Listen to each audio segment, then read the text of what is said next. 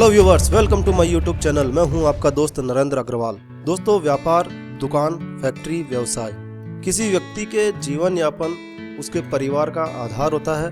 और जब किसी के व्यवसाय कंपनी पर किसी प्रकार की बाधा या रुकावट आती है, या व्यापार पूरी तरह से कम हो जाता है, ठप हो जाता है, या कंपनी व फैक्ट्री बंद होने की कगार पर आ जाती है, या व्यापार में बहुत कमी हो जाती है, सेल की कमी हो जाती है, बिक्री की कमी हो जाती है, व्यापार में कमी हो जाती है, तो यह स्थिति व्यापार में कार्य में बाधा या रुकावट की स्थिति होती है।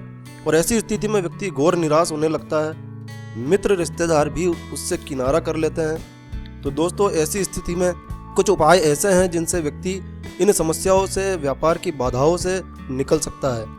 लेकिन दोस्तों, यह ध्यान रखना चाहिए, साधारण परिस्थितियों में इन उपायों का प्रयोग नहीं करना चाहिए। केवल उन्हीं व्यक्तियों को इस उपाय का प्रयोग करना चाहिए जो वास्तव में इस प्रकार की बाधा या समस्याओं से ग्रसित है, पीड़ित है। तो शुरू करने से पहले दोस्तों, मेरी आपसे रिक्वेस्ट है, यदि ये जानकारी आपको अच्छी लगे तो कृपया लाइक के बटन पर जरूर क्लिक कीजिए।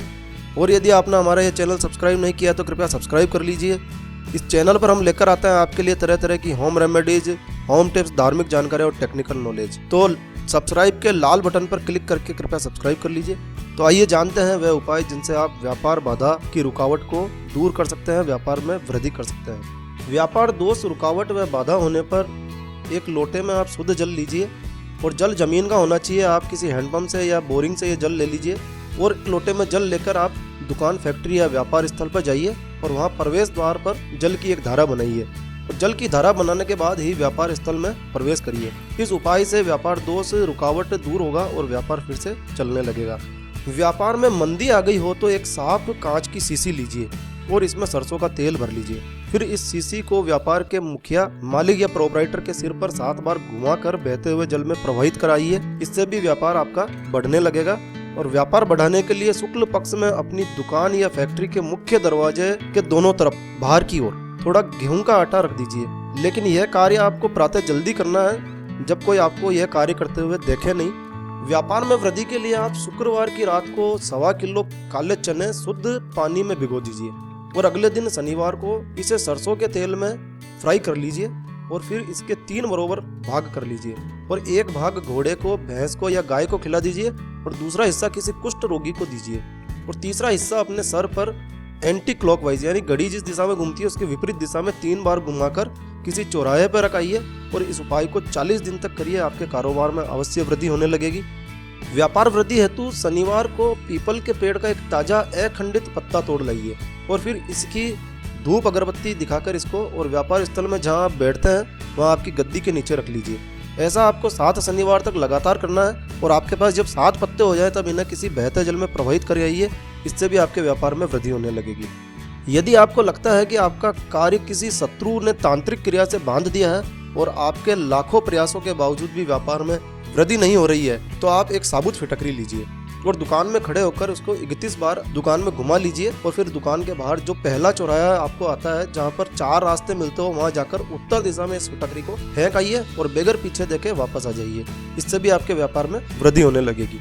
व्यापार वृद्धि के लिए एक नींबू लेकर उस पर 4 लौंग गाड़ दीजिए और फिर उसे हाथ में लेकर ओम हनुमंते नमः मंत्र का 21 बार जाप करते हुए इसे अभिमंत्रित कर लीजिए। और फिर इसे अपनी जेब में रखकर व्यापार स्थल पर जाइए या जहां भी आपको मीटिंग्स वगैरह करनी है वहां पे जाइए। और यह कार्य आपको 21 दिन तक करना है। 21 दिन तक इस कार्य को करें और पुराने नींबू को बहते हुए जल में प्रवाहित करके आ जाए। रोजाना नया नींबू चेंज कर लीजिए।